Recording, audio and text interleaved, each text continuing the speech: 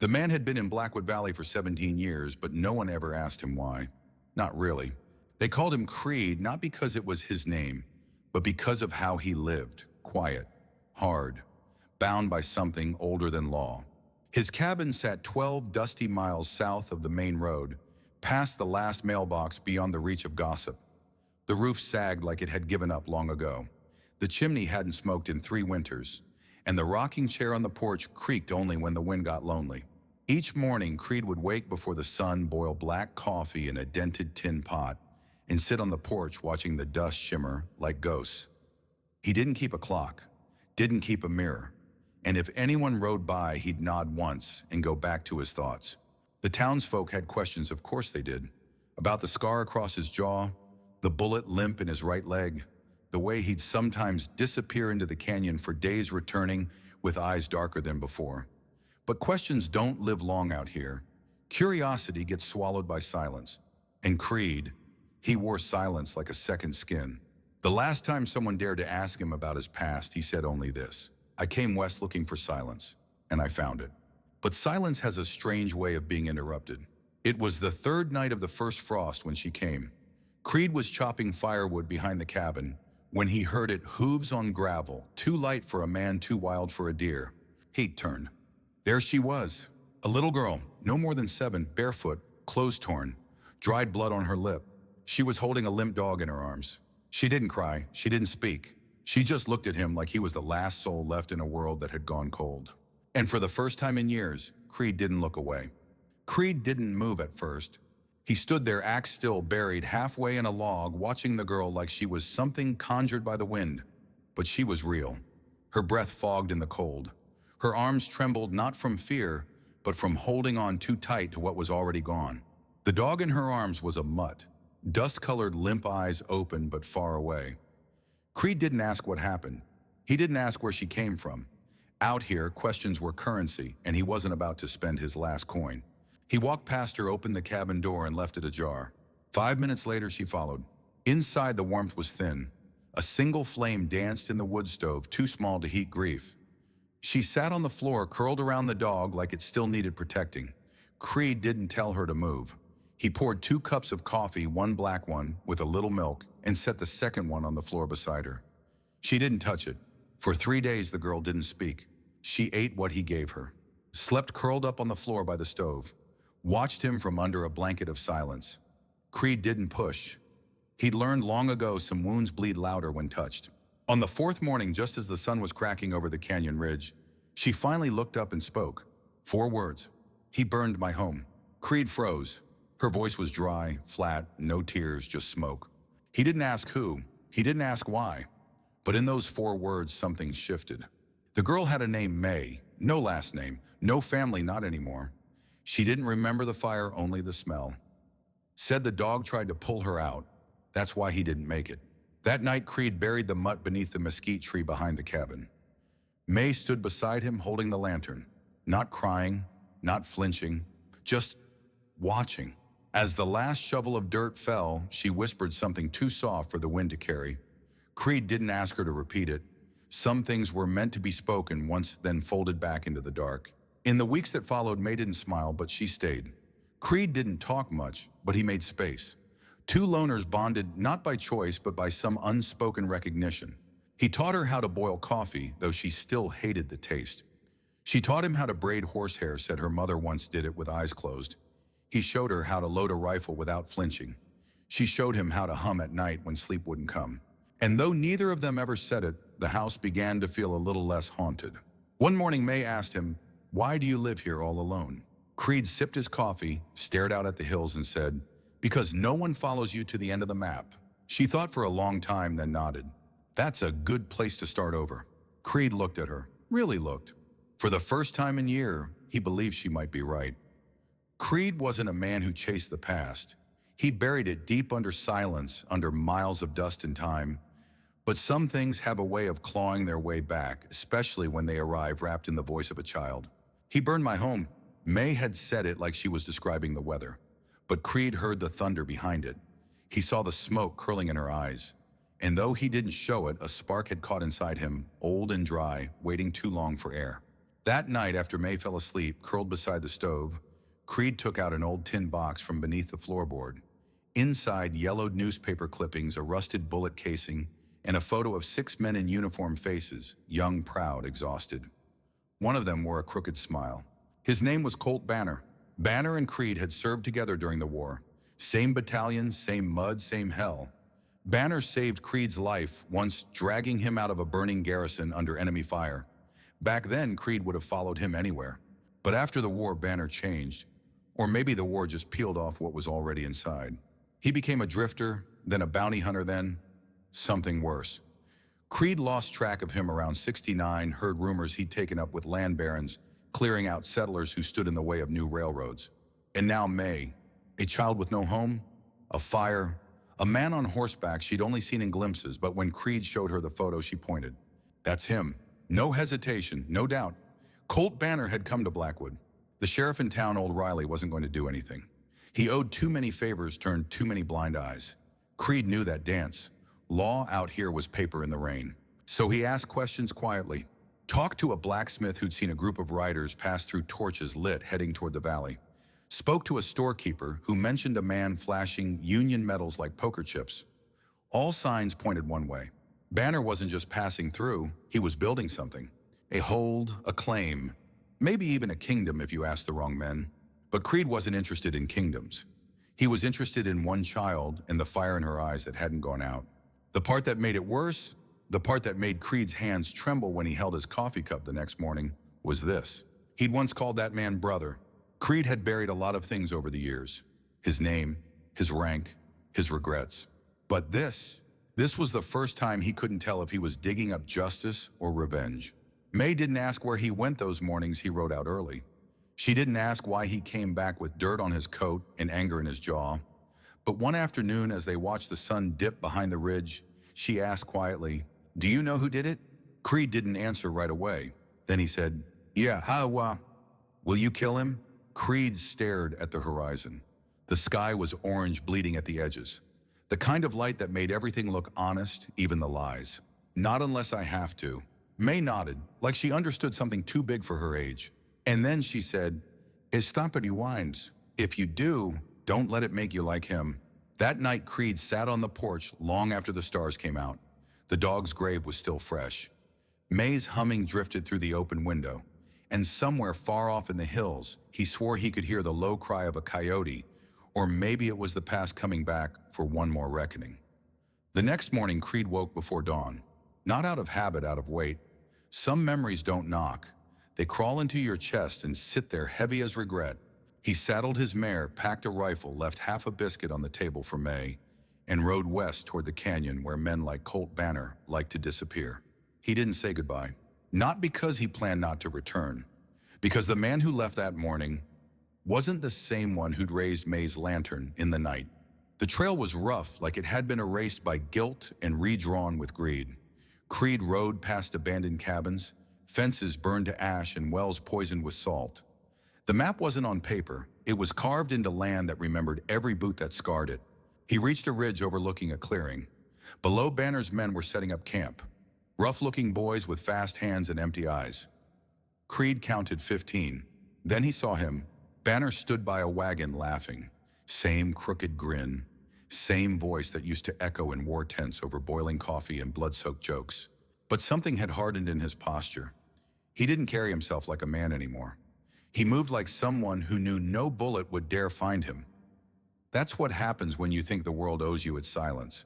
Creed turned back. He could have taken the shot. Right then. One clean squeeze. But there's a difference between justice and vengeance, and only one lets you sleep afterward. That night, May waited on the porch. She didn't ask where he'd gone, but she held out a piece of cornbread slightly burned. "I made dinner," she said. Creed smiled. He hadn't done that in years. His face felt strange. They ate without words. Later by the fire, he told her things no one else knew. That his real name wasn't Creed. That during the war, he'd made a decision, one that got men killed. That he'd vanished after let the world believe he was dead, because it was easier than facing the lives he didn't save. May didn't flinch. She didn't pity him. She just said, "Everyone loses someone, but not everyone gets to choose who they become after." The words hit deeper than any bullet he'd ever taken. The next morning, Creed began to teach. Not stories, not promises, skills. How to load a rifle slow and quiet. How to ride without leaving tracks. How to listen for breath instead of footsteps. How to stand still when the wind holds its breath, because sometimes that's when death arrives. May never asked why, she already knew. She wasn't being trained to be brave. She was being trained to survive the storm no one else would face for her. And Creed in turn learned how to live with someone again. They built traps together, repaired fence posts, read maps by lantern light, each task a conversation that didn't need words. One day, while teaching her to track deer through the snow, May asked, "Did you ever want a daughter?" Creed paused, staring at the hoof prints. "I did," he said. May didn't say anything back. But that night she left a small drawing on his bed, a stick figure with a hat and a scar standing next to a little girl with pigtails. Above them, in shaky handwriting, she'd written, "Not dead." Creed knew then he had already made his choice. He wasn't going to return to the world. He wasn't going to run either. He was going to stand exactly where he was, a ghost with a heartbeat, and protect the one thing left worth bleeding for, even if it meant staying dead forever. The wind that night sounded different. It didn't howl. It didn't whisper. It just stopped. Like the world was holding its breath, waiting to see what kind of story it would become. May sensed it before Creed did. She stood by the window long after the oil lamp had burned out, staring into the dark, her hands clenched like she could hold back the night by will alone. Then came the sound, hoofbeats. 4, then 6, then more. Moving fast, purposeful, like a drumbeat only death would dance to. Creed stood up slow, grabbed the rifle from the wall, not rushed, not panicked, just ready. Banner didn't come through the front gate. He never did anything that straight. They lit the barn first, Creed's old mare inside. He heard her scream. Then gunshots, wild, meant to frighten more than kill. A message. "We're here, we know. Come out and die like you used to." Creed didn't. Instead, he moved May into the root cellar, handed her a small revolver, and said 5 words he never thought he'd say again. "Don't shoot unless he speaks." May didn't ask why, she just nodded. Then Creed stepped outside into the firelight. Banner was waiting, sitting on a black horse like he was posing for a painting he never earned. Behind him, 6 men with torches, all young, all afraid of him and pretending not to be. Banner grinned. "I thought you died in San Miguel." Creed didn't blink. "I did." They stared at each other for a long moment. Not with anger, not even with regret, with recognition. 2 men who once believed in the same thing, now standing on opposite sides of a memory neither wanted to claim. Banner raised his hand. "I could have sent a man to kill you, but I came myself. You owe me that." Creed looked past him at the flames, the smoke rising behind his cabin, the place where May had drawn stick figures on the windowsill. "You burned something that didn't belong to you." Banner shrugged. "Nothing out here belongs to anyone. You know that." Then silence. The kind that feels like the whole earth is listening. Creed spoke again. "Walk away." Banner laughed. "I didn't ride 30 miles for philosophy." Creed took 1 step forward. "Then you rode too far?" They drew. It wasn't fast, it wasn't clean. The shots came late, hesitant. One of Banner's men screamed, another fell. Creed moved like a man with nothing left to lose and nothing left to prove. He shot one man through the leg, another in the shoulder. Didn't kill, didn't miss. Banner stepped down from his horse, bleeding from a graze to the arm, his gun empty, his eyes still full of that old fire. They circled each other now, no weapons, just breath, just memory. Banner lunged. Creed caught him mid-stride, slammed him into the barn wall. Old wood cracked. They grappled like brothers who knew every weakness, every fear. Banner went for a knife. Creed knocked it away. But Banner was younger now, fueled by pride, by rage.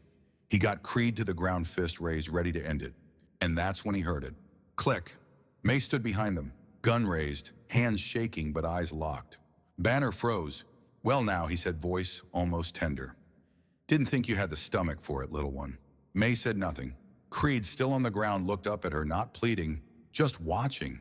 It was her choice. Everything that mattered came down to her now. The gun didn't fire. She lowered it. Then she spoke only once. "You're not worth what's left of me." Banner stepped back. The men who were still standing fled. Not because they were outgunned, but because they saw something bigger fall that night. Not a man, a legacy. Creed stood bleeding but alive. He didn't look at Banner again. Banner turned, climbed on his horse, and rode into the dark. And Blackwood stood still. When the sheriff finally showed up the next morning, he found May asleep by the fire. Creed outside bandaging his ribs with an old scarf. He didn't ask what happened. He just said, "Looks like the storm passed." Creed looked at the horizon. No, she passed through it. The fire had long gone out, but the smell lingered for days, smoke in the walls on the clothes and the silence between breaths. Creed didn't rebuild the barn. He didn't speak of that night either. Neither did May. Some victories are too costly to celebrate. But one morning not long after the first spring bloom, Creed rose before sunrise and began digging. May watched from the porch quiet. She knew this wasn't a grave, not for a man, not for a dog. It was something else. By the time the sun reached the edge of the river, Creed had carved out a shallow hole beneath the old cottonwood tree, its roots like fingers stretching into memory. He carried out a small wooden box wrapped in cloth, dusty, heavy in the way that only the past can be. May followed without a word. Creed knelt, unwrapped the box, and opened it. Inside, a worn military badge, edges bent from years of hiding, a folded letter addressed in a woman's hand, to Jonas if he ever returns. A black and white photo, a young girl with ribboned hair and soft eyes.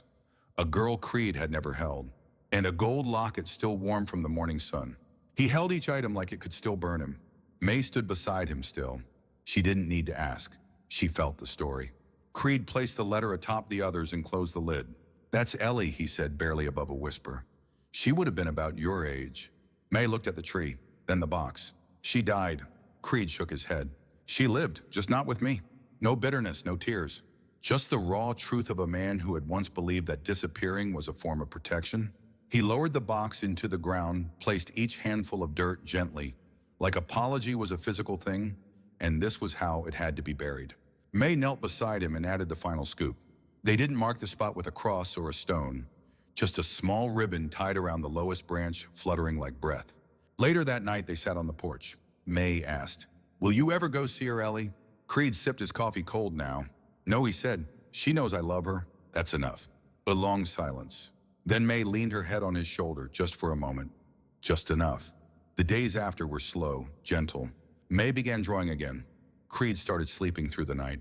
One morning, she planted wildflowers where the barn had stood. Another morning, Creed gave her a new harmonica she didn't know how to play, but she tried. Life didn't go back to how it was, but it moved forward. Together. In town, folks began to speak differently of Creed. Not as a ghost, not as a threat, but as the man who stood his ground when no one else did. They didn't know his name, not really. But they knew the way he looked at that girl, like she was a second chance carved from dust and grace. And under that cottonwood by the river, the box stayed buried. Not forgotten, not hidden, just at peace. Like some stories, like some men. May didn't stay forever. That was never the point. A family from up north, kind older childless, passed through Blackwood one spring.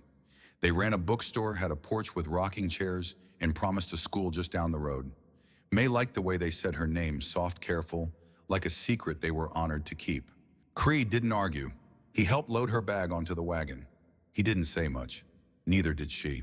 But before she climbed up, she looked back and said, "You know you're not dead, right?" Creed managed a smile. "Some days." She leaned forward, pressed something into his hand. Then she left. It wasn't until the wagon disappeared over the ridge that he looked down. A drawing, crude, childish, but unmistakable. A cabin. A man with a wide hat and a scar. A tree by the river with a ribbon. And above it, in shaky handwriting, home. The years passed like wind through canyon stones, slow, certain, always carving. Creed stayed, not because he had nowhere else to go, because this was where things had ended, and where somehow something new had begun. The townsfolk would still catch glimpses of him riding into town for coffee beans, fixing the church fence without being asked, watching sunrises from the hill above Blackwood. He never asked for thanks, never expected company. But every now and then, someone would leave a cup of soup on his porch, a book, once even a harmonica. He kept them all, not as gifts but as proof that he was no longer a ghost. One October morning, years after the fire, a letter arrived. No name, just a return address in Montana. Inside a photo. May, older now, maybe 16, standing in front of a bookshelf taller than her, smiling. Behind her, a hand-painted sign, May's Corner, Stories for the Brave. Creed didn't cry, but he folded the photo and tucked it into the tin box now resting on the mantel. He didn't need anything else. He died in his sleep. Simple, quiet, just like he lived. The sheriff found him days later seated by the window, an empty cup in hand, a dog-eared book open on his lap. There was no funeral, but half the town came anyway. They didn't bury him under the churchyard. They buried him by the river beneath the cottonwood tree. No headstone, just the ribbon faded now but still there. Someone carved one line into a plank of driftwood and placed it by the roots. He never left. Years later, a woman with gray in her hair returned to Blackwood. She wore boots covered in dust and a small silver locket around her neck. She brought her own child, just a boy, curious, bright-eyed. They stood by the tree. The ribbon fluttered. The boy asked, "Who was he?" May knelt beside him. "A man who stayed when no one else did." The boy nodded, looked up at the sky like he was listening for something. Maybe he heard it. Maybe they both did. The sound of the river. And the wind still. If you've made it this far, maybe you too carry a story that never had a place to land. Maybe you've known silence, or regret, or someone who taught you how to live without ever saying a word. Come sit with us. There's room by the fire. Hit that subscribe button, not because we asked, but because some stories deserve to be remembered. This is Vi, Still Winds of the West. We'll be right here, always.